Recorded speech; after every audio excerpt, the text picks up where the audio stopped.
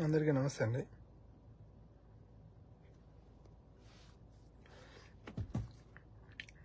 ఒక్క నిమిషం అండి, మన వాళ్ళు రాగానే లైవ్ మాట్లాడదాం. దయచేసి ఒక్క నిమిషం వెయిట్ చేద్దాం.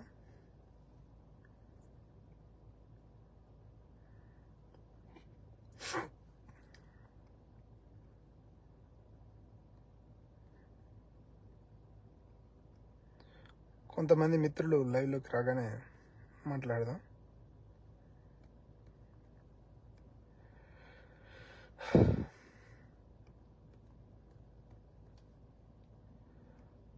వైఎస్ఆర్సీపీ పార్టీ కార్యకర్తల మీద,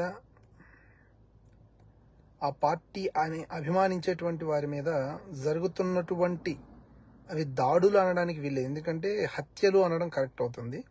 వాటి మీద నా అభిప్రాయాన్ని తెలియజేద్దామని వచ్చాను. దయచేసి ఒక్క నిమిషం, దయచేసి అందరు లైవ్లోకి వస్తున్నారు, మాట్లాడదాం. రవితేజ గారు హాయ్ అండి. శేఖర్ రెడ్డి గారు నమస్తే.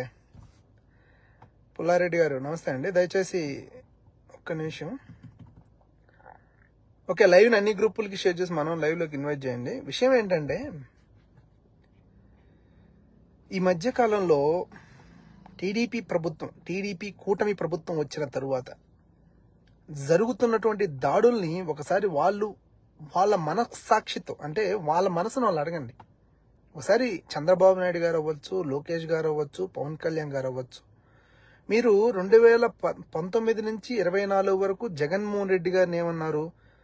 కడప ఏమంటే రాయలసీమ రౌడీయిజాలు, ఫ్యాక్షన్ రాజకీయాలు, లేకపోతే పులివెందుల గూండాలు, ఎక్కడ ఏది జరిగినా కూడా ఇదే విధంగా మాట్లాడారు.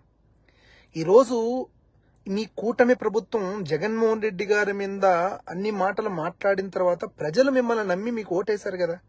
ఓటేసినటువంటి ప్రజలకి మీరు ఏం చేయాలి? ఓటేసినటువంటి ఈ రాష్ట్ర ప్రజలకి మీరు ఎలాంటి పరిపాలన అందించాలి? అవి మరిచిపోయి మీ ద్వేషాలని, మీ కోపాలని తీర్చుకోవడం కోసం, కక్ష సాధింపులు సాధించుకోవడం కోసమే ప్రభుత్వం వచ్చింది. కాబట్టి ఖచ్చితంగా అప్పుడు 2019, 24 ఎవరన్నారు, ఎవరు తిట్టారు, ఎవరేం విమర్శించారు, విమర్శించిన వాళ్ళని విమర్శించడమో లేకపోతే వాళ్ళకి సంబంధించి మాట్లాడడమో వ్యతిరేకించడమో పక్కన పెట్టేసి వాళ్ళని టోటల్గా అసలు నామరూపాలు లేకుండా వాళ్ళ ప్రాణాలు తీసేటువంటి ప్రయత్నాలు చేయడం అనేది చాలా తప్పని నేను ఖచ్చితంగా తెలియజేస్తున్నాను. ఇది దయచేసి ప్రతి మిత్రుడు లైవ్ని అన్ని గ్రూపులకి షేర్ చేసి అందరినీ లైవ్లోకి ఇన్వైట్ చేయండి. ఎందుకనంటే ఇది చాలా మందికి తెలియాలి విషయాలు. ఇది నేను పార్టీకి సంబంధించి వైఎస్ఆర్సీపీ పార్టీని అభిమానించాను కాబట్టి మాట్లాడడం లేదు. నేనేం మన పార్టీలో ఉన్నప్పుడు నేనేం ఇలాంటి శుద్ధపూస మాటలేం మాట్లాడను, ఉన్న విషయాలు చెప్తున్నాను. మీకు నిజంగానే టీడీపీ కూటమి ప్రభుత్వానికి అంత కోపాలు ఉన్నాయి కదా, మరి ఎందుకు నాయకులను, ఇప్పుడు మిమ్మల్ని అన్నది నాయకులు, మీ మీదకి వచ్చింది నాయకులు, నిజంగా మీకు అంత కోపాలు, అంత పగలు, అంత ప్రతీకారం ఉంటే నాయకుల మీద తెచ్చుకోవాలి. అమాయకులైనటువంటి కార్యకర్తల మీద మీ పౌరుషాలని, మీ కోపాలని, మీ ప్రతాపాలను చూపించడం అనేది నా దృష్టిలో అయితే చేతగాంతనమే అంటానది. ఎందుకంటే చేయలేనటువంటి వ్యక్తుల మీద మీ ప్రతాపాలు చూపించి వాళ్ళను చంపేటువంటి ప్రయత్నాలు చేస్తున్నటువంటి మీ రాజకీయాలను ఏమంటారో మీ భాషలో మిమ్మల్ని మీరు ఒకసారి ప్రశ్నించుకోండి. ఖచ్చితంగా చంద్రబాబు నాయుడు గారు, లోకేష్ గారు, పవన్ కళ్యాణ్ గారు 100కి 100 ఇలాంటి రాజకీయాలని, ఇలాంటి అకృత్యమైనటువంటి హత్య రాజకీయాలని ఖచ్చితంగా ఆపాలి. జరిగినటువంటి హత్యల పట్ల ఖచ్చితంగా ఏమంటారు చూడండి, నిక్కచ్చితమైనటువంటి ఖచ్చితంగా ఎంక్వైరీ జరగాలి. ఏంటంటే ఇంత దాడులా ఏనాడు ఆంధ్రప్రదేశ్లో నాకు తెలిసిన, ఇప్పుడు పూర్వం నాకు తెలియకపోవచ్చు కానీ నాకు ఊహ తెలిసినప్పటి నుంచి ఇంతలా హత్య రాజకీయాలు జరగడం అయితే ఇదే. కనీసం అపోజిషన్ పార్టీలో ఉన్నటువంటి కార్యకర్తల నోటికి తాళాలేయడం కోసం, కాకపోతే కార్యకర్త జెండా మోయాలంటే భయపడాలి అనేటువంటి తీరులో వాళ్ళ మనసులని వాళ్ళని ఏంటంటే భయంకరమైనటువంటి భయం అనేటువంటి వాతావరణంలో ఉంచాలి, వాళ్ళని భయపెట్టాలి అనేటువంటి ఒక దుశ్చర్యగా భావించొచ్చింది. చాలా తప్పిది. ఎందుకంటే ఏంటి ఆ నరకడాలేంటి అంటే, ఏదో గొడవలు జరిగాయి, వ్యతిరేకించారు, పార్టీని ఒకరు విమర్శించారు, లేకపోతే చంద్రబాబు నాయుడు నాయకత్వం సరిగా లేదన్నారో, లేదా ఇంతకుముందు జగన్మోహన్ రెడ్డి నాయకత్వం మీరు బాగలేదన్నారో, విమర్శలు ప్రతి విమర్శలు ఓకే గాని ఒక మనిషిని హత్య చేయాలనేంత దారుణమైనటువంటి రాజకీయాలు చేసిన కర్మ ఏమిటి? ఇప్పుడు చంపడం వల్ల వచ్చేటువంటి లాభాలేంటి? మీ కోపాలు తీరిన తర్వాత మీకు వచ్చే ప్రయోజనాలు ఏంటి? ఒకసారి మిమ్మల్ని మీరు ప్రశ్నించుకోరా? ముఖ్యంగా పవన్ కళ్యాణ్ గారు దీనికి ఖచ్చితంగా స్పందించాల్సిన బాధ్యత మీ పట్ల చాలా ఉంది పవన్ కళ్యాణ్ గారు. ఎందుకంటే మీరు ఎన్నోసార్లు చెప్పారు, జగన్మోహన్ రెడ్డి మీరు హత్యా రాజకీయాలు చూసిన ఫ్యాక్షన్ బ్యాక్గ్రౌండ్ ఇది, నేను అలా కాదు, కానిస్టేబుల్ కొడుకుని, ఒక రాష్ట్రంలో శాంతి భద్రతలు ఎలా ఉంటాయో నాకు తెలుసు, ఎలా ఉంచాలో నాకు తెలుసు, ఇన్ని మాటలు మాట్లాడారు కదా సార్. మీకు ఈ 45 రోజులు కాలంలో జరిగినటువంటి హత్యల పట్ల కనీసం ఒక్క మాట మాట్లాడడానికి కూడా మీకు నోరు పెకలటం లేదా? అంటే చచ్చిన వాళ్ళు వైసీపీ సానుభూతి పరులు కాబట్టి వాళ్ళ ప్రాణాలు ఉంటే ఏంటి పోతే ఏంటని వదిలేశారా? తప్పుగా సార్. రాష్ట్రానికి సంబంధించి రాష్ట్రానికి మీరు ఒక డిప్యూటీ సీఎంగా ఉన్నారు. రాష్ట్రానికి సంబంధించి ఈ రాష్ట్రానికి ముఖ్యమంత్రిగా చంద్రబాబు నాయుడు గారు ఉన్నారు. ఒక మంత్రిగా లోకేష్ బాబు గారు ఉన్నారు. లోకేష్ బాబు గారు ప్రతిపక్షంలో ఉన్నప్పుడు చెప్పిన మాటలు ఏంటి? రెడ్ బుక్ అనేది అమలు పరచడం స్టార్ట్ అయింది. రెడ్ బుక్ లో ఎవరి పేరుంటే వాళ్ళందరినీ ఏం చేయాలో అది చేస్తాం, ఎవరి మీద ఎక్కువ కేసులు ఉంటే వాళ్ళందరినీ ఏం చేయాలో అది చేసి పెడతాం, వాళ్ళకన్నీ ఉన్నతమైనటువంటి రాజకీయ పదవులు అందిస్తామని చెప్పి బహిరంగంగా లోకేష్ గారు చెప్పడం జరిగింది. ఇలాంటి రాజకీయాలను నిజంగా ఆదర్శంగా తీసుకుని గ్రామీణ ప్రాంతంలో, మండల ప్రాంతాల్లో, సిటీ ప్రాంతాల్లో ఉన్నటువంటి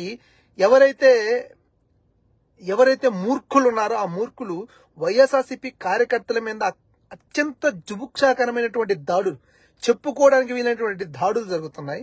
ఎంతో మందిని చంపేస్తున్నారు. వీటి పట్ల ఏంటి మీరు దీనికి ఏ విధంగా మీరు ఖండించాలనుకుంటున్నారు? దీని అయినా కూడా మన హోంశాఖ మంత్రి గారు అనిత గారు ఆ మాట్లాడుతూ ఎక్కడ జరిగే దాడులు చూపించండి, మీరు ఇలా మాట్లాడడం ఎట్లా, మీరు జగన్మోహన్ రెడ్డి గారికి ఎప్పుడు శవరాజకీయాలు చేయడం అలవాటు అంటే తప్పు మేడం. ఈ అనిత గారు ఖచ్చితంగా 100% దీనికి క్షమాపణ చెప్పాలి రాష్ట్ర ప్రజలకి. రాష్ట్రంలో ఒక సానుకూలమైనటువంటి ప్రశాంతమైన వాతావరణాన్ని కల్పించాల్సిన బాధ్యత ఉన్నటువంటి ప్రభుత్వం ఆ తీరును పక్కన పెట్టేసి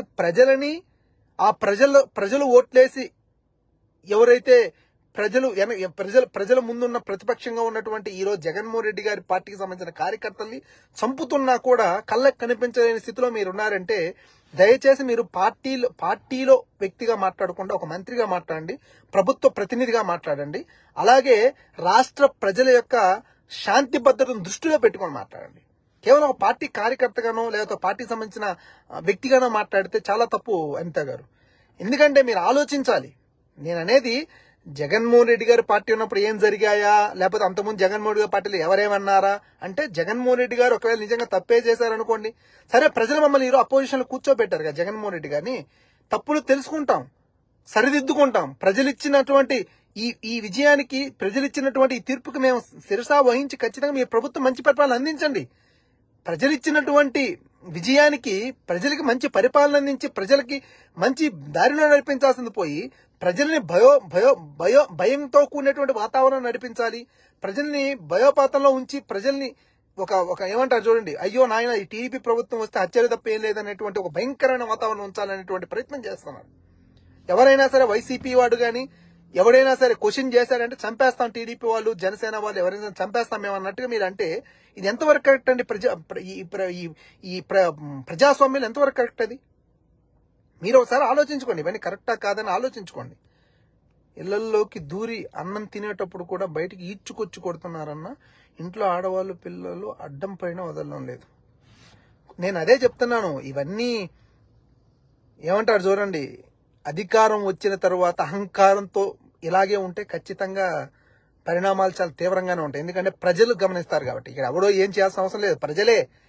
మేము 2019 నుంచి 24 వరకు మేము అనుకున్నాం జగన్మోహన్ రెడ్డి గారి ప్రభుత్వం ఏం పడిపోతుంది, ప్రజల్లో ఆదరణ ఉందని మేము అనుకున్నాం కదా. కానీ ప్రజల తీర్పు చూసిన తర్వాత మాకే అర్థం కాలే కదా.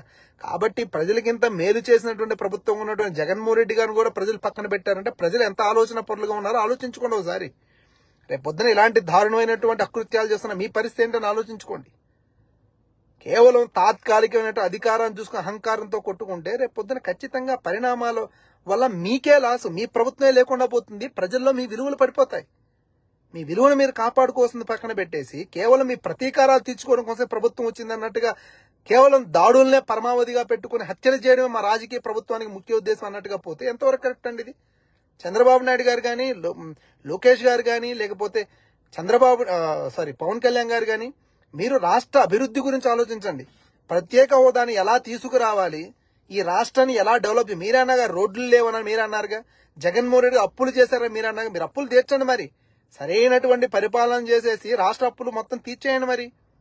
లేకపోతే మీరు చెప్పిన సూపర్ 6 పథకాలు ఉన్నాయి కదా, ఇంట్లో ఎంతమంది ఉంటే అంతమందికి ఎవరు ఎంతమంది ఉంటే అంతమంది పింఛన్ ఇస్తామన్నారు, ఎంతమంది ఉంటే అంతమంది పిల్లలకి అమ్మఒడి ఇస్తామన్నారు, అలాగే 18 ఏళ్ళు నిన్న ప్రతి మహిళకి డబ్బులు ఇస్తామన్నారు. ఇలా చెప్పుకుంటూ పోతే ఎన్నో పథకాలు పెట్టారు కదా. ప్రజలకి సంబంధించి మీరు ఇచ్చినటువంటి హామీలని నెరవేర్చడం ఎలా అని చెప్పి ఆలోచించండి. వాటికి టోపీలు పెట్టే మార్గాలు పక్కన పెట్టేసి వాటికి ఎలా ఎగ్గొట్టాలనే దాన్ని ఆలోచించి దానికి ఏదో లింకులు పెట్టేసి దానికి ఏదో ఎకనాం పెట్టడానికి దానికి పంగనామాలు పెట్టే ప్రయత్నాలు చేయకుండా దాన్ని ఎలా అమలు చేయాలని చెప్పి మీ ప్రభుత్వం ఆలోచించాలి. అవి పక్కన పెట్టేసి చెప్పిన పథకాలు మనకు అవసరం లేదు, చేయాల్సిన పనులు మనకు అవసరం లేదు, రాష్ట్ర పరిస్థితులు మనకు అవసరం లేదు, రాష్ట్రానికి రావాల్సినటువంటి పెట్టుబడులు మనకు అవసరం లేదు. మనం వచ్చాం ముందు వాళ్ళని చంపేద్దాం, మనం వచ్చాం రాష్ట్రంలో ముందు వైసీపీ కార్యకర్తలు ఎవరు మాట్లాడు అందరూ వేసి పారేద్దాం. ఇది కాదు కదండి ప్రభుత్వం అంటే. ఆలోచించాలి కదా ఖచ్చితంగా చంద్రబాబు నాయుడు. ఎందుకంటే ఇంత సీనియర్ గా ఉన్నటువంటి మీరు ఇలాంటి పరిపాలన అందించడం కోసం మిమ్మల్ని ఎన్నుకున్నారు ప్రజలు. ఏదో ఒక మూల ప్రజలు ఆశీర్వదిస్తేనే కదా మీరు ఈరోజు ఎన్నికయ్యారు. అది గుర్తుపెట్టుకోవాలి కదా మీరు. ఈ కోపాలని ఈ పగలని పక్కన పెట్టి రాష్ట్ర అభివృద్ధి కోసం మీ తెలివితేటలో మీరేం చేస్తారో నిరూపించి ఒక మార్క్ క్రియేట్ చేసుకోండి. అవి పక్కన పెట్టేసి కేవలం ప్రతీకారాలతో మునిగిపోతున్నట్టు మీ కార్యకర్తలకి మీరు కదా వార్నింగ్ ఇవ్వాల్సింది. చంద్రబాబు నాయుడు గారు, మీరు కదా వార్నింగ్ ఇవ్వాల్సింది లోకేష్ గారు, మీరు కదా గట్టిగా భయం చెప్పాల్సింది పవన్ కళ్యాణ్ గారు, మీరు కదా మీ కార్యకర్తలు చెప్పాల్సింది. నిజం చెప్తున్నాను. ఇదే వైఎస్ఆర్సీపీ పార్టీ పార్టీ వచ్చినప్పుడు ఆ పార్టీలో ఆ కార్యకర్తలు ఆ నాయకులు మునిగిపోయారు, నాశనం అయ్యారు, ఇదైపోయారు తప్ప మీ పార్టీ వాళ్ళ మీద ఎక్కడ దాడులు జరగలేదుగా. వైఎస్ఆర్సీపీ పార్టీ అనేది అధికారంలోకి వచ్చిన తర్వాత ఆ పార్టీ నమ్ముకున్నటువంటి వాళ్ళు నాశనం అయిపోయారు, ఆ పార్టీని నమ్ముకొని రోడ్లు పాలయ్యారు తప్ప, ఆ పార్టీలో ఉన్నటువంటి కార్యకర్తల బతుకులు రోడ్డు పడ్డాయి తప్ప మీ పార్టీ వాళ్ళు ఎవరు నాశనం చేయలేదుగా, మీ పార్టీ వాళ్ళ మీద ఎక్కడ దాడులు చేయలేదుగా, మీ పార్టీల వాళ్ళు ఎక్కడ హత్యలు చేయలేదుగా. ఏమో నేను అనేది ఎవడూ చేయలేదని అనాలి, ఎవడో ఒకటో చేసి ఉండొచ్చేమో, ఖచ్చితంగా వాళ్ళు ఎవరు చేసినా తప్పే, వాళ్ళు చేసినా తప్పే. కానీ ఇంత భయంకరంగా వచ్చినటువంటి నెల రోజుల్లోనే రోడ్ల మీదకి లాక్కొచ్చి చొక్కాలిప్పదీసి డాయర్ల మీద కూర్చోబెట్టి కొట్టి హింసించి చంపేసి వికృతంగా నవ్వుకుంటూ సంతోషపడతా ఉంటే ఎల్లకాలం ఒకలాగా ఉండదని నేను అనేది. ఈ రోజు మీరు చేశారని రేపు వాళ్ళు చేసిన తర్వాత మీరు చేసి ఇక్కడ నాయకులంతా బాగానే ఉండి కేవలం మిమ్మల్ని నమ్ముకున్న కార్యకర్తలు, ఈ పార్టీ నమ్ముకున్న కార్యకర్తల ప్రాణాలు పోగొట్టుకోవాలా, వాళ్ళ బ్రతుకులు రోడ్డును పడాలా? మిమ్మల్ని నమ్మినటువంటి నాయకులు నమ్మి నడుస్తున్న కార్యకర్తల బ్రతుకులు ఎప్పుడు రోడ్డులు పాలేవాలా? ఎంతవరకు కరెక్ట్ ఇది? ఆలోచించండి. విజ్ఞత కలిగిన నాయకులు మీరు, ఎంతో సీనియర్లు, 40 సంవత్సరాల రాజకీయం ఉన్న చంద్రబాబు నాయుడు గారు అనుభవంతో చేస్తుంది హత్యా రాజకీయాల. మీరందరూ అనొచ్చు మీ జగన్మోహన్ రెడ్డి గారు ఉన్నప్పుడు జగన్మోహన్ రెడ్డి గారు ఏం చేశారో ఏం చేయారో పక్కన పెడితే జగన్మోహన్ రెడ్డి గారి పరిపాలన నచ్చలేదని చెప్పి ప్రజలు అన్నారు, తీర్పిచ్చారు. ఖచ్చితంగా యాక్సెప్ట్ చేస్తాం. 100% ఒప్పుకోవాలి. బయటికి ఎన్ని డబ్బా మాటలు మాట్లాడినా, ప్రజలకి ఎన్ని సొల్లు మాటలు మాట్లాడినా ప్రజలు మనల్ని ఒప్పుకోలేదన్నమాట నిజం. కాబట్టి ఒప్పుకొని మమ్మల్ని వైఎస్ఆర్సీపీ పార్టీ సంబంధించిన నాయకుడి తీరు అన్ని మార్చుకుని ప్రజల్లోకి వెళ్లి ప్రజలకి ఏం కావాలో తెలుసుకుని ప్రజలకే కాకుండా కార్యకర్తలకి పార్టీకి భరోసా నుంచి ముందుకెళ్లాలి. వాళ్ళు అలా వెళ్తారు. వాళ్ళు ఖచ్చితంగా వాళ్ళు సరిదిద్దుకుంటారు. కానీ మీరు అలా కాదు కదా. ఇప్పుడు అధికారంలోకి వచ్చున్నారు, మీరు చేయాల్సిన పక్కన పెట్టేసి ఏంటంటే అది కనీసం అలా చంపుతుంటే పక్కన అంతమంది ఉండి కూడా అంత అంటే నాకు అర్థం కాదు. ఒక 15-20 నిమిషాలు ఒక మనిషి మీద అంత దారుణంగా కత్తితో దాడి చేస్తూ చేతులు తెగ నరికేసి పక్కన పడేస్తున్నా కూడా అక్కడ ఉన్నటువంటి పోలీస్ వ్యవస్థ గాని, అక్కడ ఉన్నటువంటి ఏ వ్యవస్థ, ప్రభుత్వ వ్యవస్థ గాని పట్టించుకోలేనంత గుడ్డిగా ఉందంటే ప్రభుత్వం ఏం చేస్తుందని? ఇలాంటి భయానక వాతావరణాన్ని సృష్టించి రాష్ట్రంలో ఏం చేద్దామని మీరు అనుకుంటున్నారు? నాకు అర్థం కాని విషయాలే. ఇంత భయానక వాతావరణాన్ని ఎందుకు సృష్టించాలని ప్రయత్నం చేస్తున్నారు? అంటే అందరూ నోరు మూపించేద్దాం, ఎవడు నోరెత్తినా కూడా చంపేస్తాం అనేటువంటి హింట్ ఇస్తున్నారా సార్? ఇదేనా ప్రభుత్వం అనేది? వచ్చిన తర్వాత ప్రభుత్వానికి ప్రతి విమర్శ లేకపోతే వైఎస్ఆర్సీపీ పార్టీ విమర్శలు ఎదుర్కోలే మేము పక్కన పెడితే విమర్శను తీసుకోలేకపోతే ఏ స్థితి వస్తుందో మీకు తెలియదా? 2014లో మీరు ఓడిపోలేదా? ఆలోచించుకోండి. మితిమీరిన ఆత్మవిశ్వాసాలు ఎప్పుడు కూడా ప్రజలు ఒప్పుకోరు. మితిమీరిన దాడులకు ఖచ్చితంగా ఫలితాలు చాలా తీవ్రంగా ఉంటాయి ప్రజల దృష్టిలో. ప్రజలు తమ ఓటుతో ఈ రోజు మాకు ఒక గుణపాఠాన్ని నేర్పారు, రేపు పొద్దున నీకు ఒక గుణపాఠాన్ని నేర్పించాలని ఏమన్నా ఇది ఉందా? గుర్తుపెట్టుకోండి, ఇవన్నీ కరెక్ట్ అయిన పద్ధతులు కాదు ఇవి. మిమ్మల్ని ఇంత హ్యూజ్ మెజారిటీతో గెలిపించింది దేనికి? ఇన్ని ఎంపీ స్థానాలు కల్పించింది దేనికి? ఈరోజు రాష్ట్ర ప్రభుత్వం ఇచ్చినటువంటి ఎంపీ సీట్లతోనే కేంద్ర ప్రభుత్వం నడుస్తుంది కదా. అడగండి, గొంతెత్తి అడగండి. మరి వైఎస్ఆర్సీపీ అడగలేదు, ప్రత్యేక హోదా గురించి నిజాయితీ అయిన పోరాటం చేయలేదని మీరందరూ విమర్శించారు కదా. ఈరోజు నిజాయితీగా మీరు పోరాటం చేయండి. ఏం మోడీ ఇస్తావా ఇవ్వని అడగండి, గట్టిగా అడగండి మోడీ గారిని. రాష్ట్రానికి కావాల్సిన పెట్టుబడుల గురించి గట్టిగా నిలదీయండి, ప్రత్యేక హోదా గురించి నిలదీయండి, విశాఖపట్నం స్టీల్ ప్లాంట్ గురించి నిలదీయండి. ఇవన్నీ పక్కన పట్టేసి కేవలం చంపడమే మా పరమావధి, చంపడమే మా పార్టీ ముఖ్య ఉద్దేశం, ముందు ఒకరిని ఏరిపారేస్తాం, ముందు రాష్ట్రంలో వైఎస్ఆర్సీ కార్యకర్తలు లేకుండా చేసేసి కేవలం టీడీపీ జనసేన ఇంకొక పార్టీ ఉండే వాళ్ళు చేసేస్తాం, కార్యకర్తలు కోవాలని నరికి తెంగుతామంటే రేపొద్దు మీ పార్టీలే కదా, మీ వాళ్ళు రేపొద్దు ఎందుకు నిలబడాలిగా? ఆ రోజు మళ్ళీ వేరే పార్టీ వాళ్ళని ఒకరు కొట్టుకోవాలి కదా. ఇది సరైన పద్ధతి కాదని నేను చెప్తాను. ఇది పద్ధతి కాదు, ఇది సరైనటువంటి వ్యవహార శైలి కాదు, సరైనటువంటి విధానం కాదు. ఆలోచించుకోండి ఇవి. అలాగే నేను వైఎస్ఆర్సీపీ పార్టీకి సంబంధించిన నాయకులకి కార్యకర్తలకు చెప్పేది ఏంటంటే, జరిగింది అయిపోయింది. ఎప్పటి నుంచన్నా కార్యకర్తల్ని పార్టీకి అనుసంధానం చేసేటువంటి కార్యక్రమంలో కాస్త విజ్ఞతను ప్రదర్శించండి. ఎందుకంటే చాలా మంది నాకు ఫోన్ చేసి కొంతమంది ఏమంటున్నారంటే, అన్న మనం సజ్జల రామకృష్ణారెడ్డి గారిని అంటున్నాం కదా, రేపు పొద్దున మళ్ళీ పార్టీ వస్తే ఆయన మన మీద కేసులు పెడతాడేమో, అన్న మనం సాయిరెడ్డి గారిని అన్నాం కదా ఆయన మన మీద కేసు పెడతాడేమో, రేపు ప్రభుత్వం వస్తే మనల్ని కేసు పెట్టి లోపల కొట్టిస్తారేమో అని నాకు అర్థం కాదు. వైసీపీలో ఉండి వైసీపీలో జగన్ గారు ముఖ్యమంత్రి కావాలని ఆలోచించి కష్టపడినటువంటి కార్యకర్త కూడా గుండెల్లో భయం పెట్టుకుని పనిచేసే స్థితిని మీరు కల్పిస్తున్నారంటే మిమ్మల్ని కూడా మీరు మార్చుకోవాలి. ఎల్లకాలం ఒక దాని మీద మనం విమర్శించడమే కాదు, మనల్ని కూడా మనం మార్చుకోవాలి. కార్యకర్తల్ని కాపాడుకోవడం అంటే కేవలం వాళ్ళు చనిపోయిన తర్వాత అక్కడికి వెళ్ళి మనం సానుభూతి తెలియజేయడం కాదు, బ్రతికున్నటువంటి కార్యకర్తలుగా భరోసానివ్వడం. ఆ భరోసానివ్వడంలో మీరు ముందున్నారని నిరూపించుకోండి. ఆ నమ్మకాన్ని మీరు కలిగించుకుంటే ప్రతి కార్యకర్త వాళ్ళ ప్రాంతాల్లో, వాళ్ళ ఊరుల్లో, వాళ్ళ వార్డుల్లో వాళ్ళ చేత అయినంతగా వాళ్ళ శక్తి మేరకు కనీసం జెండా ఎగరేయడానికైనా ప్రయత్నం చేస్తాడు. అలా కాకుండా మాకెందుకు పట్టిందే, రేపు పొద్దున మళ్ళీ ఆయన వస్తే మా మీద కేసులు పెడతాం, ఈయన వస్తే నేను అప్పుడు అన్నాను కదా ఈయన మీద ఏదైనా చేస్తానని భయంతో బతికితే రేపు పొద్దున ఇంకా పార్టీ ఏముంటుంది? కాబట్టి దయచేసి కార్యకర్తని భరోసానివ్వడంలో, మీరు ఆ ధైర్యాన్ని ఇవ్వడంలో ముందుకు రావాలి. ఇంకా నేనున్నాననేటువంటి ఏం మీకు ఇబ్బంది లేదనేటువంటి ధైర్యం వాళ్ళకి ఇవ్వగలిగితేనే వాళ్ళు తలుపులు తీసి బయటకు వచ్చి గొంతెత్తి మాట్లాడగలుగుతారు. ఈ రకమైనటువంటి రక్తపాతాన్ని దాటొచ్చి కూడా ఈరోజు వైఎస్ఆర్సీపీ పార్టీ కార్యకర్త గొంతెత్తగలుగుతున్నాడంటే ఎక్కడో అక్కడ మీ మీద అంత మితిమీరిన ప్రేమ లేకపోతే ఎందుకండి? ఏం కర్మ పట్టింది ఎవరికైనా? తెల్లాం బిడ్డలతో అందరూ ఇంట్లో కూర్చొని కాముగా ఉండలేడా? ఎందుకు ఎవరికి జలబట్టింది? ఏం పదవులు ఇచ్చి ఏం అనుభవించి కార్యకర్తకి ఏం కర్మ పట్టింది మీ గురించి మాట్లాడడానికి? కేవలం అభిమానం అనేటువంటి విధానం తప్ప వేరేదేముంది చెప్పండి? మీ వల్ల ఏం కోట్లు సంపాదించుకొని, ఏం మేడలు కట్టుకొని, ఏం పదవులు అనుభవించి ఏం ఇదయ్యారని రోడ్డు పాలయ్యారు తప్ప. అయినా కూడా మీరు బాగుండాలనో, పేద ప్రజలకు మీరు న్యాయం చేస్తారనో, అణగారిన వర్గాలను ఆదుకునేటువంటి గుణం మీకుందనో, కార్యకర్తలు పట్టించుకోకపోయినా కూడా మీ మీద మీ కుటుంబం మీద ప్రేమ ఉంది. ఆ ప్రేమను నిలుపుకోవాల్సిన బాధ్యత పార్టీ మీద, పార్టీ నాయకుడి మీద ఉంది. కాబట్టి పార్టీ నాయకుడు కార్యకర్తలకు అనుసంధానంగా ఉండేటువంటి ప్రయత్నం చాలా ఎక్కువగా ఉండాలి. ఆ కార్యకర్తగా నమ్మకాన్ని ఇవ్వడం, కొన్నంత అండగా ఉన్నామనేటువంటి ధైర్యాన్ని ఇవ్వగలరు. ఎందుకంటే లేకపోతే ఏ కార్యకర్త బయటకు వచ్చి గొంతెత్తి మాట్లాడడానికి ఖచ్చితంగా గుండెలు జారిపోయేటువంటి ప్రక్రియలు జరుగుతున్నాయి ఈ రోజు. ఎవరికైనా భయమే కదండి, ప్రాణాలు పోతే. ఇక్కడ చస్తాడని ఎవరికి భయం ఉండదు. రేపు పొద్దున చస్తే వాడు కుటుంబం ఏంది, వాడు పెళ్ళామేంది, వాడు బిడ్డలేంది, వాళ్ళ పరిస్థితి ఏంది? ఏ రోడ్డు మీద కూర్చొని ఎక్కడ అడుక్కోవాలి? కాకపోతే ఆ రోజు చచ్చిన తర్వాత వచ్చి ఒక దండేస్తారు, ఒక దండం పెడతారు, మా కార్యకర్త అంటారు, రెండు మాటలు మాట్లాడితే వెళ్ళిపోతారు. తెల్లారి పరిస్థితి ఏంటి? వాడి బ్రతుకేంటి? ఆడి బ్రతికేంటి అనే దానికి ఆన్సర్ మీరు ఇవ్వగలరా? ఇవ్వగలిగే పరిస్థితులు ఉన్నాయా? జెండా మోయడం ఎవరికి బాధ కాదండి. ప్రతి ఒక్కడు వైఎస్ఆర్సీపీ పార్టీని అభిమానించాడు కాబట్టి ఈ రోజుకి 40% ఓట్ బ్యాంక్ ఉంది. మనకి 40% ఓట్ బ్యాంక్ వైసీపీకి ఉందంటే ఖచ్చితంగా మీ మీద ప్రేమ లేకపోతే ఎందుకు ఉంటుంది జగన్ గారు?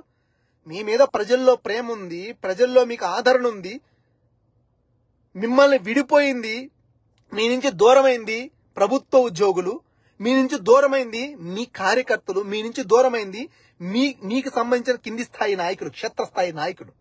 వీళ్ళందరినీ కలుపుకుపోవాల్సిన బాధ్యత. ఎందుకంటే కార్యకర్తలు ఈరోజు ఎంత భయపడుతున్నారని అంటే నాకు తెలిసి అయితే నా పర్సనల్ ఒపీనియన్ అండి. నేనేం పెద్ద నాయకుని కాదు, నేనేం రేపొద్దు అనాలిసిస్ చేసేంత గొప్ప తెలివితేటలు నాకు లేదు. నాకున్న అంచనా ప్రకారం చాలా మంది భయపడి నాకు ఫోన్ చేస్తుంటే నేను చెప్తున్నాను మీకు. అది ఒక కార్యకర్త ఈ రోజు పరిస్థితి ఏంటంటే టీడీపీ వచ్చింది భయపడుతున్నాడు. ఆ టీడీపీ వచ్చింది ఏం మాట్లాడితే ఏం కొడతాడో, ఏం మెసేజ్ పెడితే ఏం చేస్తాడు, ఏ కామెంట్ పెడితే ఎక్కడి నుంచి కొడతాడు అని భయపడుతున్నాడు. వాడి దరిద్రం తెలుసా, ఈ పరిస్థితి కారణం వైసీపీ కదని చెప్పి సజ్జల రామకృష్ణ గురించి ఏమన్నా పోస్ట్ పెట్టున్నాడు కదా, రేపు దరిద్రం వాళ్ళొస్తే వాళ్ళు మళ్ళా కొడతారేమని భయపడి వస్తున్నాడు. అటు టీడీపీ భయపడి, ఇటు జనసేన భయపడి, దరిద్రం కొద్ది ఈ పార్టీ పనిచేస్తూ ఈ పార్టీల నాయకులు తప్పు చేస్తూ వాళ్ళని క్వశ్చన్ చేసినందుకు కూడా భయపడేటువంటి పరిస్థితులు ఇక్కడ ఉన్నాయి. ఇవన్నీ ఎవరు మార్చుకోవాలి సార్? ఇవన్నీ మార్చుకోవాల్సిన ప్రక్రియలు కాదా? మీ మీద ప్రేమ లేక కాదు ప్రజల్లో. ఒక కార్యకర్త వాడి క్షేత్రస్థాయిలో ఉన్న సమస్యని పార్టీ ఆఫీస్ దాకా తీసుకొస్తే దాన్ని వెకిలిగా మాట్లాడుకునే చెప్పదు పో అది అని మాట్లాడే వెకిలి స్థాయికి తీసుకొచ్చిన నాయకులు అక్కడ ఉన్నారు. మీ మీద ప్రేమ లేక కాదు ప్రజలకి ప్రేమ ఉన్నా కూడా ఆ ప్రజలకి ఆ ప్రాంతానికి సంబంధించిన నాయకుడు ఇవ్వాల్సిన భరోసాని ఇవ్వలేకపోయాడు. ఆ కార్యకర్త భరోసాని ఇవ్వలేకపోయాడు. ఆ కార్యకర్త నమ్మకాన్ని కలిగించలేకపోయాడు. ఎందుకంటే వాడు బ్రతికి చూసి వాళ్ళకి నవ్వులు పాలయ్యాయి కాబట్టి. నీకే గతి లేదురా, నువ్వేం పిగుతావురా అనేటువంటి దిక్కుమాలిన మాటలు పడాల్సిన పరిస్థితి కార్యకర్త పట్టింది కాదంటారా? చాలా మంది రాజశేఖర్ ఏదో వస్తాడు వాగుతాడు, అది వాగుడు కాదండి. మేము మీలాగా చాలా మంది ఉన్నారు. 2019 దగ్గర పుట్టుకొచ్చిన పుట్టగొడుగులు చాలా ఉన్నాయి. ఈ పుట్టగొడుగులని నిన్న మొన్న పుట్టుకొచ్చినాయి. 2014 ఆయన బయటకు వచ్చిన నాటి నుంచి నాలాంటోడో నీలాంటోడో గొంతెత్తి మాట్లాడే అధికారం లేనప్పుడు టిల్ టుడే ఈ రోజు మాట్లాడతాం, చచ్చినా బతికినా మాట్లాడతాం. మళ్ళా 2019 తర్వాత 1-2 సంవత్సరాల తర్వాత పార్టీ పరిస్థితి ఇలా ఉందని నేను చెప్తే అందరూ నా మీద పడి కుక్కల్లాగా గడిచారు. అరే క్షేత్రస్థాయిలో నాయకులు లోపం కనపడుతుంది. క్షేత్రస్థాయిలో ఎంపీపీలు, జడ్పీటీసీలు, లోకల్ క్షేత్రస్థాయిలో పార్టీలో కార్యకర్తలు అసంతృప్తితో బాధపడుతున్నారు. గత 10 సంవత్సరాలు అధికారం లేకపోయినా కూడా పార్టీని నమ్ముకున్న కార్యకర్తలు పక్కన పెట్టేసి 10 లక్షలకి 5 లక్షలకి ఎవడో టీడీపీ నుంచి వచ్చిన వాళ్ళకి జడ్పీటీసీలు, ఎంపీటీసీలు, సర్పంచులు ఇవన్నీ పదవులు ఇస్తున్నారని ఆయన అంటే వచ్చారా ఈ నా కొడుకు ఇవ్వను ఎమ్మెల్యే టికెట్ అని చెప్పి నన్ను అనలేదా? ముందు మన తెలుసుకోవాల్సింది ఏంటంటే ఎవడైనా మాట్లాడుతున్నాడంటే దాంట్లో విషయం ఏం తెలుసుకున్న ప్రయత్నం పక్కన పెట్టేసి వెకిలి మాటలు మాట్లాడడం అనేది మాకు చాలా బాగా వచ్చేటువంటి ప్రయత్నాలు చేసేటువంటి ఒక గ్యాంగ్ ఉంది, పనికిమాలిన గ్యాంగ్. ఇది పార్టీ ఆఫీసులో అడక్కదెంగదంటారు, బెగ్గర్ బ్యాచ్ ఉంది. ఆ బెగ్గర్ బ్యాచ్ చేసినటువంటి దరిద్రాలు ఇవన్నీ. నిజాలు తెలుసుకోవాలి, వాస్తవాలను గ్రహించాలి. పార్టీలో కార్యకర్తల యొక్క పరిస్థితిని ఆలోచించగలిగేటువంటి దృక్పథం కలిగినటువంటి కార్యకర్తలకు సంబంధించిన నాయకుల్ని వాళ్ళకి అనుసంధానం చేయగలగాలి. ఎక్కడ చేశారు సార్? మనసు మీద ఒక్కటి చేసి చెప్పండి. ఈ పార్టీలో ఎవడైనా మొగోడైనా ఉంటే ఒక్కటి నేను నిజంగా నిఖార్సుగా ఎదురానని చెప్పండి. ఒకటి ఈ పార్టీలో నేను సజ్జల రామకృష్ణారెడ్డి గారిని తిట్టాను, అది ఆయన తప్పు చేశాడని, నేను విజయసాయి రెడ్డి గారిని అన్నాను, లేకపోతే పలానా మా ఎమ్మెల్యేని అన్నాను. రేపు పొద్దున్న లేనిపోయింది నాకెందుకు లేనిపోయింది, మళ్ళీ ఇప్పుడు నేను తిట్టాను కదా, రేపు ఈ పార్టీ వస్తే నన్నే లోపల పడేసి కొడతాను. భయం మీకు లేదా? భయం లేదా మీకు? ఇదే వైఎస్ఆర్సీపీ పార్టీ ఉన్నప్పుడు ఎన్నిసార్లు పార్టీ గడప దొక్కి నాకున్న సమస్య చెప్పాను. అరే మాకు పలానా సమస్య ఉందిరా నాయన తీర్చండి అంటే ఎంత మంది వెకిలిగా మాట్లాడి ఆ పేరు సస్తారు వీళ్ళందరూ. ఇవన్నీ నేను ఎత్తుపడవడం లేదు అంటున్నాను. ఒక మనిషి వైఫల్యానికి కేవలం నాయకుడు మాత్రమే కారణం కాదు, ఆ నాయకుడు చుట్టూ ఉన్న మంది మార్పడం కూడా కారణమే. జగన్మోహన్ రెడ్డి గారు ఎవరి మాట వినరు, మీరు అంటే కరెక్టే వినరు. కానీ జగన్మోహన్ రెడ్డి గారు చుట్టూ ఉన్న వాళ్ళు ఏం చేస్తున్నారు అన్ని రోజు చూసుకుంటా ఉంటారా, మానిటర్ చేస్తూ ఉంటారా? సజ్జల రామకృష్ణారెడ్డి గారు ఏం చేస్తారు, సల్లా మధు ఏం చేస్తాడు, లేకపోతే ఆయన వెనకుండాడు ఏం చేస్తాడు, దేవేంద్ర రెడ్డి ఏం చేస్తాడు, కింద ఉన్న ఆయన పక్కన ఉన్న ఆయన ఏం చేస్తాడు, ఇవన్నీ గమనిస్తూ ఉంటాడు జగన్మోహన్ రెడ్డి గారికి. ఇదే నా పని. నేను అనేది ఇప్పటికైనా ఆలోచించుకోవాలి. కార్యకర్తని ప్రభుత్వం ఉన్నప్పుడు పట్టించుకోలేదు. 2014 నుంచి 19 దాకా అధికారం లేకపోయినా టీడీపీ కేసులు పెట్టినా, లోపల పెట్టి కొట్టినా, ఆనాడు గొంతెత్తు మాట్లాడినటువంటి ఒక్కడి బతుకన్నా సరే మేము నిలబెట్టాం రా అని చెప్పి ఒక్కటి చెప్పండి. గుండె మేము ధైర్యం చెప్పండి ఎవడైనా, ఒక్కటి చెప్పండి ఎవడైనా. ఇదిరా 2014లో వైసీపీ ఓడిపోయిన తర్వాత కూడా నిలబడి మన పార్టీ కోసం కలబడ్డారు, పార్టీని నిలబెట్టుకున్నారు, జగన్మోహన్ రెడ్డి గారు నిలబడ్డారని చెప్పారు కదా. ఆ రోజు 2014 నుంచి 19 దాకా ఉన్నటువంటి ఒక్క వ్యక్తికి మీరు ఏమైనా రాజకీయ జీవితాన్ని ఇచ్చారా? ఒక్క వ్యక్తి కన్నా సరే మేము ఉన్నామనే భరోసాను మీరు ఇచ్చారా? 2019 నుంచి 24 దాకా కనీసం కాటి గడప దొక్కడానికి కూడా గతి లేనటువంటి పరిస్థితి కల్పించలేదు మీరందరూ. జగన్మోహన్ రెడ్డి ఓడిపోయాలంటే ఊరికే ఓడిపోలా, ఆయన పక్కన ఉన్న వాళ్ళు చేసినటువంటి అత్యంత నీచమైన, నికృష్టమైనటువంటి, దరిద్రమైనటువంటి భావజాలతో ఉన్నటువంటి దరిద్రాల వల్ల జగన్మోహన్ రెడ్డి గారికి ఈ ఓటమి దక్కింది. ఊరికేం దక్కలా. కళ్ళు మూసుకొని గుడ్డిగా దక్కల. కర్ణుడు చావుకి 100 కారణాలని జగన్మోహన్ రెడ్డి గారి ఓటమికి ఈ రోజు పరిశీలించుకుంటే అహంకారంతో కూడినటువంటి నాయకుల యొక్క ధోరణి కూడా కారణం కాకుండా పోదు కదా. కేవలం విధానాల పరంగా పలానా చేయలేదనో ఇది చేయలేదనో ఏమి ఉండదు. జగన్మోహన్ రెడ్డి గారు పేద ప్రజలకి న్యాయం చేశారన్నది ఎవరు ఒప్పుకున్నా ఒప్పుకోకపోయినా నిజాలు. సాధారణ మధ్యతరగతి దిగువ మధ్యతరగతి కుటుంబాలు ఈరోజు ఆర్థికంగా నిలదొక్కొని 2 చేతులు పెట్టి ఒక ముద్ద అన్నం తింటుందంటే ఖచ్చితంగా నేను చెప్పగలను అది వైఎస్ఆర్సీపీలు జగన్మోహన్ రెడ్డి గారు చేసిన న్యాయమే. కానీ చెప్పుకోలేదు ఎక్కడ.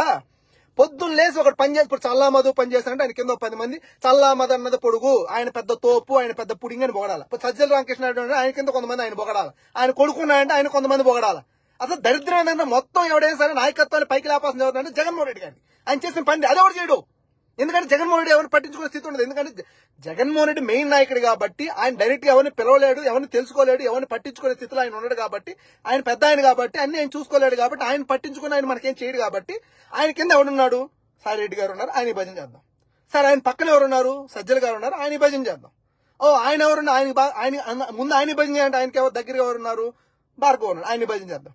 మరి ఆయనకి మళ్ళీ ఎవరు చేయండి, ఎర్రారెడ్డి పిల్లలు ఉంటాయి, ఇలాంటి వాళ్ళ భజన చేద్దాం. ఇలా భజనలు చేసుకోవడం సరిపోద్ది కానీ నాయకుడి గురించి చెప్పేటువంటి పరిస్థితి ఎక్కడ ఉంది. పొద్దున్న లేచినప్పటి సాయంత్రం దాకా ఆ అన్న బలేవాడు, ఈ అన్న బలేవాడు, ఆయన బలే చేస్తే ఈయన బలే. అసలు మన నాయకుడు ఏం చేశాడు, పేద ప్రజలకు ఏం చేశాడు, ఎస్సీ ఎస్టీలకు ఏం చేశాడు, బీసీలకు ఏం చేశాడు, రాజకీయ సమానత్వాన్ని ఎలా కల్పించాడు అనేటువంటి ఒక్క దాని గురించి అయినా ఒక్క రోజన్న ఒక్క నాయకుడైనా పెట్టాడా, మాట్లాడా? లేదు కదా. వైఫల్యాలకు కారణం ఏంటంటే మనం చేసుకునేది కదా. వేరే వాళ్ళు ఎక్కడ ఉన్నారు, ఏమైనా చేసిన పని చెప్తే కదా. అరే ఈ రాష్ట్రంలో 2 సంవత్సరాల కరోనా కష్టకాలం వచ్చిన తర్వాత కూడా ఈ రాష్ట్రంలో ఈ పథకాలు ఎక్కడ ఆకుండా అమలు చేసిన నాయకుడు మనోడని ఒక్కడని మాట్లాడగలిగాడా? పొద్దున్న లేచినప్పటి నుంచి సాయంత్రం దాకా డబ్బాలు కొట్టుకోవడమే మన పరమావధి అంటే బతికారు. ఆలోచించుకోండి. నేను ఈ రోజు ఎందుకు చెప్తున్నానంటే కష్టకాలంలో ఉన్నాం. నాయకుడి మీద ప్రజల్లో ఆదరణ తగ్గలేదు, కార్యకర్తల్లో నమ్మకం తగ్గలేదు, అభిమానుల్లో ఆదరణ తగ్గలేదు. మనసు నొచ్చుకున్నా, బాధ ఉన్నా, ఇంకొకటి ఉన్నా, రేపు పొద్దున కార్యకర్తలు నోరెత్తే చంపుతున్నారన్నా కూడా దరి తెగించి బయటకు వచ్చి నీకోసం నిలబడుతున్నారంటే జగన్ అన్న నీ మీద ప్రేమ ఉండబట్టే. నేను ఎవరికి గతిలేక కాదు, ప్రేమ ఉండబట్టే, నీ కుటుంబం మీద అపారమైన ప్రేమ ఉండబట్టే నువ్వు బాగుండాలనుకున్నా. దయచేసి ఆలోచించన్నా, ఆలోచించి కార్యకర్తలకి నేనున్నాననేటువంటి భరోసానివ్వడంలో నువ్వు సక్సెస్ అవ్వు. అలాగే కార్యకర్తల అనుసంధానంలో మధ్యలో మీడియేటర్లు పెడితే వాళ్ళు చేసేటువంటి డిక్టేటర్షిప్ వలన చాలా మంది కార్యకర్తల యొక్క మనోధైర్యం చచ్చిపోయి మనం వాళ్ళతో అవదే మనకి ఎందుకులే అనేటువంటి ఒక దిగాలుగా వచ్చేశారు. దయచేసి ఆలోచించి ఇకపై ఈ కష్టకాలం మీ వెంట నిలబడి ఉండే కార్యకర్తకి మీరు భరోసాని ఇవ్వగలగడంలో చాలా సక్సెస్ అవ్వాలి. అలాంటి ఎలా సక్సెస్ కాదు, చాలా పెద్ద సక్సెస్ అవ్వాలి మీరు. జగన్మోహన్ రెడ్డి అంటే కార్యకర్తల మనిషి అనేటువంటి నమ్మకాన్ని మళ్ళా కల్పించుకోగలగాలి. జగన్మోహన్ రెడ్డి అంటే మళ్ళీ నేనున్నాను, మీకేం భయం లేదు అనేటువంటి ధైర్యాన్ని ఇవ్వగలగాలి. ఆ ధైర్యాన్ని ఇవ్వగలిగితేనే కార్యకర్త కష్టపడగలుగుతారు. లేకపోతే ఎవరు పట్టిందని ఆలోచించు. నువ్వు బాగుండాలని ఏమి ఆశించకుండా బయటకు వచ్చి వాడు బతుకోడు బతుకుతూ, వాడి కష్టం వాడు చేసుకుంటూ, వాడింట్లో వాడు పోషించుకుంటూ, నీ కోసం వచ్చిన దానికి వాడు చంపేస్తుంటే వాడికి ఏం అవసరం చెప్పన్నా? నీ మీద అభిమానం అనేటువంటి ఒక తప్ప ఏముంది చెప్పండి? వాడికి ఏం మేడలు కడుతున్నాం మనం, ఏం మిద్దెలు కడుతున్నాం మనం, ఏం 100 కోట్ల వాడికి అప్పగించాం మనం? ఏ ఐపాక్ కూడా చూడండి, గెలిస్తే మొన్నటిదాకా జగన్ అన్నది అది ఇది అని పొగిడాడు, ఓడిపోతే వెళ్ళిపోయాడు వాడు పాటికోడు. కానీ మేము వెళ్ళలేం కదా అంటున్నా, చచ్చినా బతికినా ఇక్కడే ఉన్నాం కదా అంటున్నా. మాది అలా కాదంటున్నా. అధికారం ఉన్నప్పుడు అన్నది పోడు అద్దె అని చెప్పి డబ్బా మాట మేము కొట్టలేదుగా, ఉన్నదే మాట్లాడాం. ఆనాడు నిజాలే మాట్లాడే, ఈనాడు నిజాలే మాట్లాడు, ఓడిపోయిన నిజాలే మాట్లాడు, చచ్చిన నిజాలే మాట్లాడతాను. ఎందుకంటే నువ్వు బాగుండాలి కాబట్టి. మాకెందుకులే ఎలా పోతే అలా ఎందుకు అనుకుంటే మేము నోరు మూసుకునే ఉండేవాళ్ళం, అంతా మానే ఉండేది. కానీ ఆలోచించంటున్నా, ఎప్పటికన్నా నిజాలు గ్రహించన్నా. ప్రజలలో ఎవరి మీద వ్యతిరేకత ఉందో వాళ్ళని కొంతకాలం అన్నా పక్కన పెట్టు, కొంతకాలం కొంత సమయం అన్నా. కనీసం జగన్మోహన్ రెడ్డి గారికి ప్రజల్లో కార్యకర్తలను వ్యతిరేకత అర్థమైంది, కొన్ని రోజులు పక్కన పెట్టాను అర్థమవుతున్నాను. నేను ఇవన్నీ నేను మంచిగా చెప్తున్నాను. నువ్వు బాగుండకూడదు నాకెందుకనుకో నోరు మూసుకుంటావన్నా, మాకేం పోతుంది? కార్యకర్తల్లో పలానోళ్ళు ఉండడం వల్ల వాళ్ళు పనిచేయడం మానేస్తున్నారు, పలానోళ్ళు ఉండడం వల్ల వీళ్ళ వ్యతిరేకత వస్తుంది. కాబట్టి కొంతకాలం వాళ్ళు పక్కన పెడితే అన్ని సద్దు మనగతాయి. ఖచ్చితంగా తిరిగి అందరూ కూడా క్షేత్రస్థాయి నుంచి బలోపేతమై మళ్లీ పార్టీ కోసం నిలబడడానికి అవకాశాలు ఉంటాయి. ఆలోచించుకోండి. నేను చెప్పేదాంట్లో ఏమైనా లోపం ఉంటే క్షమించండి. ఖచ్చితంగా వైసీపీ పార్టీ